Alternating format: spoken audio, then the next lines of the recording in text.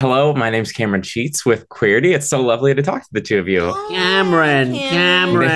Nathan, we go way back. How are you? I'm great. Hi, I'm Cam. Hi, Cam. Hi, Cam. Oh, thanks for the wait. Why aren't you in person? And what is going on? I'm in Ohio. I thought you guys would be here. We're in Ohio, too. We're in London, West Hollywood, Ohio. Yeah. Oh, it's so good to in see Ohio. everyone. State Hello. Fair or what? Yeah. The state fair. So we all come back. All of us, we all come back. You know. Yeah, of course. No, that's why we're You there. better get down for breakfast. It's going to end in about 10 minutes. Yeah, so we'll try and wrap this up quick. I think I want to start, Josh, Aaron, Bowen, the three of you have known each other for so long and so long.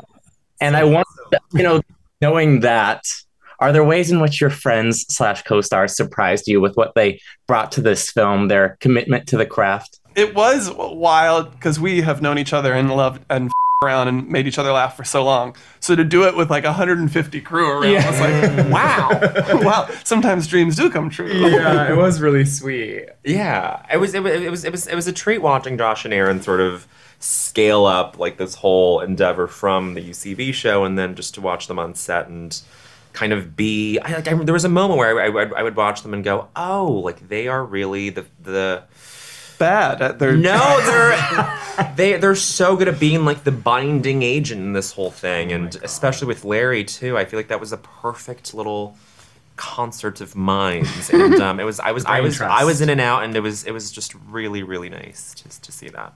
Also, when we were doing it, it was in the Omicron wave, so it felt like we were at summer camp, where we would just be on this like really locked down set, and then we'd go to our hotel and all sit in the hot tub together and like order room service and watch movies. I wanted to dive into, well, I'm delighted by the fact that, of course, the two of you have worked together before, just albeit never on anything quite like this lovely project.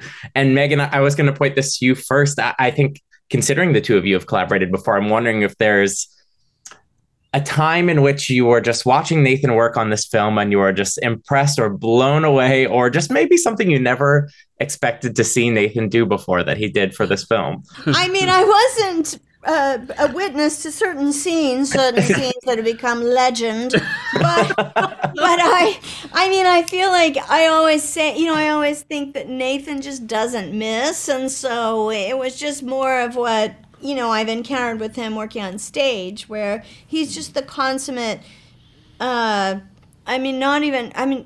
Yes, professional too, with certain exceptions, but just like your sense of what's funny, your timing, what works, what doesn't work, all of that, it's just unerring, and that's pretty amazing. Thank you. The thing about Megan is she's fearless, and so I knew she wouldn't be afraid of this kind of material. You could easily be frightened by it or offended, and I knew she would kind of get it. I remember her calling me and saying, "Oh, Nathan, it's so stupid. It's so wonderfully stupid."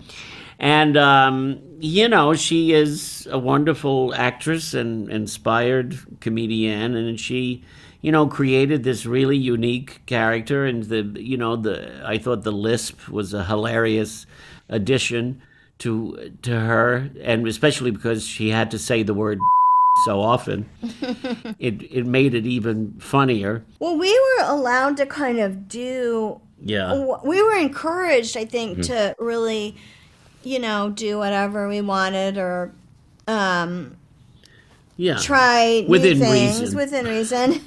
And that's I think that night you mentioned something about it before, but that last line thing. But that night when we were shooting outside, and there was this scene where I touched Nathan's leg with my shoe, like I reached my foot out and I touched his leg, and then I just kept doing it. And Larry, I thought usually most directors at that point get really mad and they're like, stop touching his leg with your shoe and say your line. And he instead was like, okay, when he finally said cut, he says, on the next take, touch his leg with your shoe more. So that's a good example of Larry like building on what was so kind of You've heard less is more. This movie is more is more. Well, as long as it's funny, right? Yes, even more is even more. Yeah. Larry, I wanted to ask you about the fact that, of course, you are, not to put you on the spot, of course, a comedy legend. You've worked with so many of the greats. No, that's okay.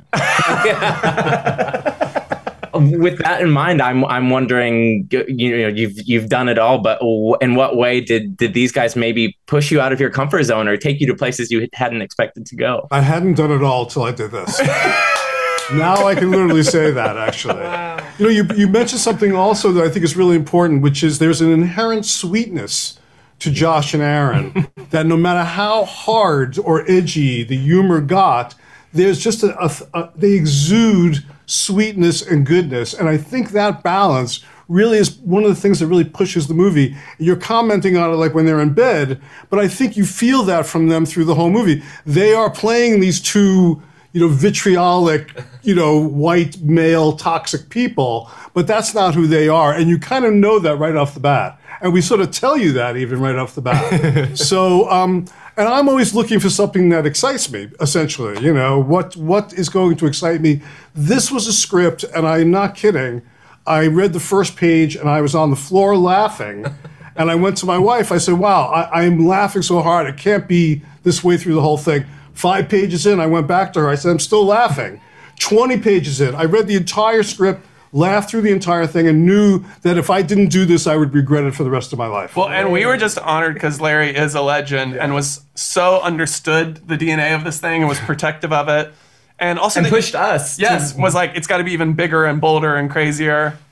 And you've just worked with so many people, so it was wild to hear him say things like, you're different, but similarly talented to Bob Dylan. He would just say things like, you don't do what Dylan does, but you are equally as talented as Dylan. Yeah. And it was just, again, that's how you phrase it, right? Although, one of the talents that has not really been emphasized quite yet is their songwriting talent. I mean, the songs are pretty amazing. They're all, in my mind, listening to the UCB show, I thought they were all classics the first time I heard them. And Carl St. Lucie, the composer. Yes, we should mention brilliant, demented queer. Marius DeVries, who did the production and the arrangements. Fabulous. Yeah. Who's worked on La La Land and Moulin Rouge, comparable films to this, of course. Yeah, we just we had such incredible talents.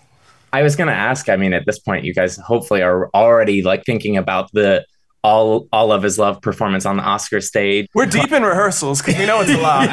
So we're deep in rehearsals. I'm going to learn to tap by then. I do have to wrap there, but I really, really, truly do love this bonkers movie. I cannot wait to see it again. So thank you. Thank you for the time today. Thank you so much for watching. If you want to see more from us at Queerty, don't forget to hit that like and subscribe button.